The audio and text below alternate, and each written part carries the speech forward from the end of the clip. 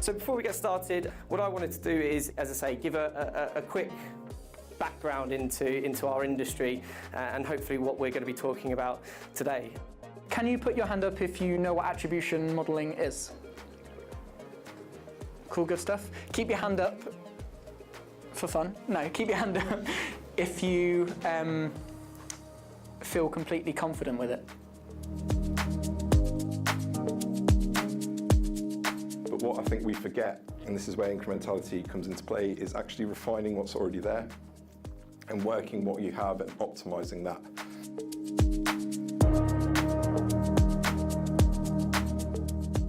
I would say Google are the only good search engine at rendering JavaScript. I think Google indexed 4 million extra pages of Airbnb than Bing. Google didn't pay me to say that, but I am open to sponsorship opportunities.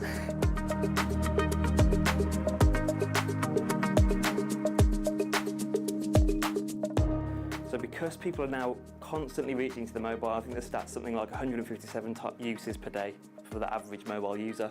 A customer journey is now completely fragmented.